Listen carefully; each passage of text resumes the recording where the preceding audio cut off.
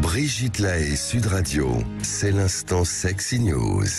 Eh bien, Ariane Calvo, nous allons accueillir Julia Palombe qui va nous parler de ses tétons. Oui. Qui sont cachés quand même aujourd'hui. Pas toujours, mais aujourd'hui ils sont bien cachés. Oui, je les ai mis sous une petite fourrure. Ils ont froid sans doute. C'est ça, il fait trop froid. Mais pourtant, le front de la libération du téton est en train de gagner du terrain. Enfin, en tout cas peut-être. C'est la question qui brûle les lèvres de toutes les madones au grand cœur, les yeux rivés vers la mama. Alors pas celle d'Aznavour, mais celle de Facebook et Instagram. Elle s'appelle Meta. Oui, parce que Meta brassière ou Meta pâte à brassière, tenez la question.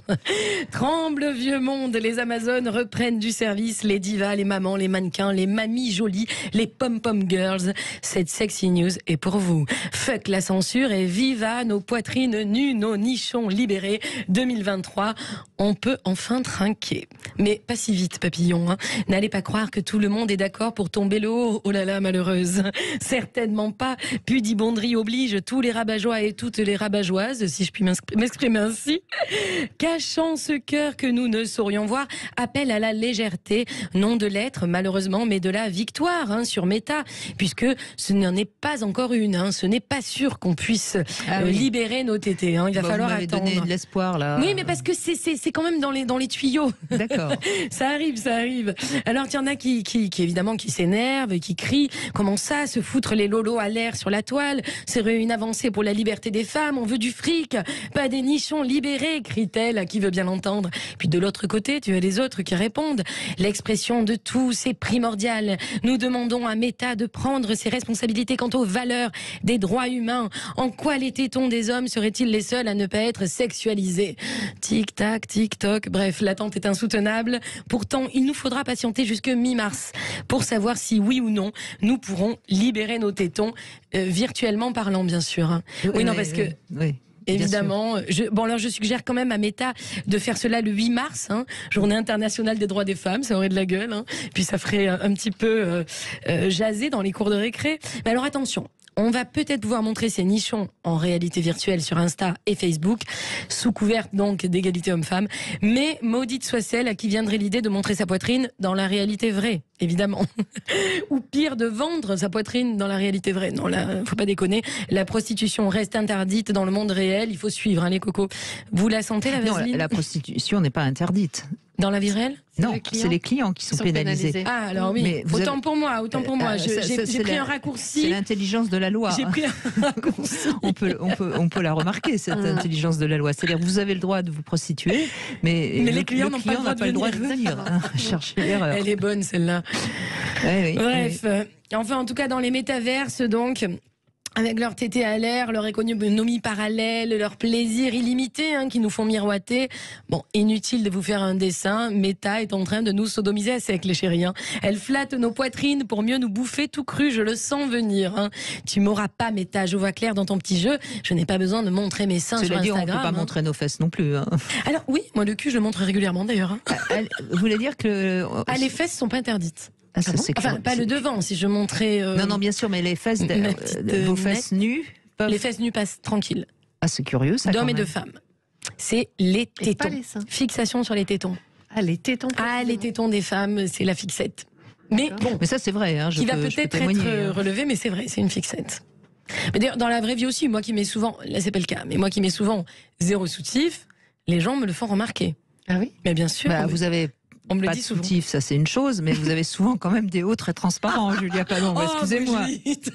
Non, mais c'est vrai. C'est vrai, tant qu'à faire. Oui, c'est vrai. Ça peut déranger un petit peu, mais enfin moi je trouve ça très très sympathique. Mais non, mais que les gens le remarquent, mais qu'ils lui fassent remarquer. Elle n'a rien demandé. Ah oui, non, ça arrive très souvent. Mais c'est qui? C'est des femmes qui vous font remarquer ça? Des femmes, des hommes. Oui. Oui, bien sûr. D'accord. Non, c'est vrai. Plus que les mini-jupes, par exemple.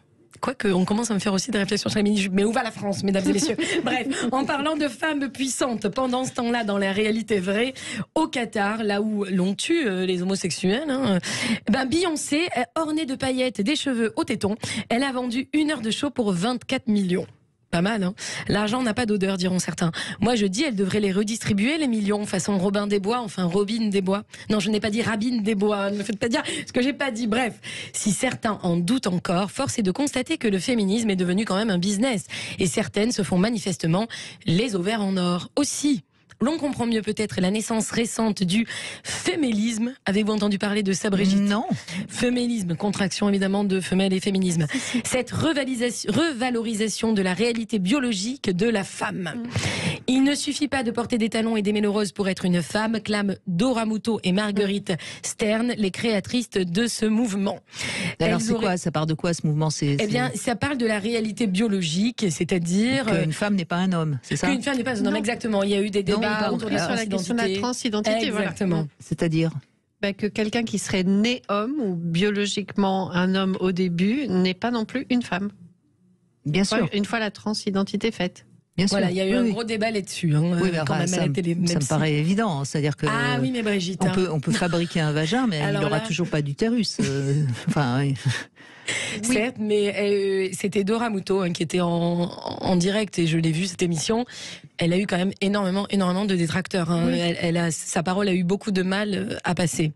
Et donc c'est à la suite de ça qu'elles ont créé ce mouvement. D'accord. Et donc vous pouvez aller voir d'ailleurs pour bien expliquer que de toute façon, biologiquement, on est une femme ou un homme. Exactement. Et après, on peut, sur le plan identitaire, faire croire qu'on est une femme si on est un homme ou l'inverse. Exactement. Mais on restera de toute façon biologiquement. C'est ça. Enfin, c'est juste scientifiquement vrai, quoi. Oui, c'est ça. Mais bon, dans un monde où tout part en couille. Oh, j'allais le dire. Je cherchais une petite glissade, mais j'ai pas eu le temps de la trouver. Tout part en couille, mes chéris. Alors bon, donc elles sont là. Elles auraient dit ça. Moi, je dis elles auraient pu ajouter aussi. Il ne suffit pas de déballer ses tétons sur la toile pour être une femme, hein, puisque c'est le sujet du jour. Et si au fond la question était, c'est quoi être une femme ? Comment les femmes pourraient-elles se libérer de leur chaîne, accueillir pleinement leur puissance sexuelle femelle, puisqu'on en parlait, qui n'est autre que l'équivalent de la virilité, puissance sexuelle mâle. Alors chasser leur honte et embrasser la jubilation d'être femme, voilà un projet qui me semble digne de notre nature. Allez les meufs, soyons femelles, soyons chattes, tigresses, lionnes, soyons femmes avec ou sans soutif, femmes et fières de l'être. Oui, mais ça c'est très intéressant ce que vous dites, Julia Pallon, parce que le vrai problème de beaucoup de féministes, c'est qu'elles veulent plus avoir de règles, elles ne veulent plus avoir mal au ventre, voilà. Enfin bref, elles ne veulent plus tout ce qui fait qu'on est femme. Et bon, c'est vrai que c'est pas tellement rigolo les règles, mais bon, après tout, pourquoi pas. Enfin, c'est pas très rigolo non plus quand on a 18 ans, qu'on a mal aux couilles tellement on est bourré de testostérone et qu'on pense qu'à baiser. Enfin, je veux dire, chacun ses emmerdes. Non, mais c'est vrai. Qu'est-ce que vous avez envie de dire, Ariane Calvo ? Je pense que la libération de la femme ou des femmes, ça passe par beaucoup de choses et pas seulement effectivement le droit à une image décomplexée, mais qu'effectivement ça passe déjà par comprendre qui on est et s'accepter. Prendre sa place, oui, en tant que soi-même. Oui, effectivement, s'accepter plutôt que de nier nos réalités, notamment biologiques. Je crois que ce serait vraiment un chemin. Et effectivement, célébrer cette puissance sexuelle. Bon, et évidemment, pas là, qu'on nous y autorise. J'en parle beaucoup sur scène, c'est aussi le sujet de mes spectacles, mais c'est ça, je crois que cette puissance sexuelle... Oui, enfin, si on a envie d'être nonne, on a le droit aussi en tant que femme. On a complètement le droit, mais je crois qu'être nonne, moi je me rappelle d'avoir vu Mère Teresa, elle m'avait scié, j'avais vu une émission où elle marchait pieds nus dans le sable et où elle racontait la jouissance. Moi, je l'ai rencontré, Mère Teresa. Moi, je trouve qu'elle avait une puissance... Elle était femme, bien sûr. Elle était très femme. Puissante, elle racontait cette jouissance du pied nu dans le sable et je m'étais dit, ok... Elle embrasse complètement sa féminité, la femelle qui est en elle. Simplement, ça se ne dirige pas vers le boucaquet tout de suite, quoi.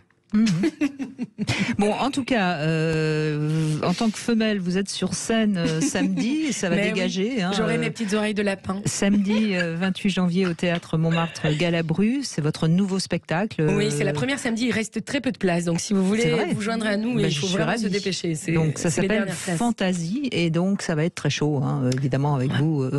Les fantasmes, les femelles et les mâles vont sortir de leur cage. Bon, eh bien, vous nous raconterez tout ça, Julia Pallon, et puis en tout cas, bravo. Merci.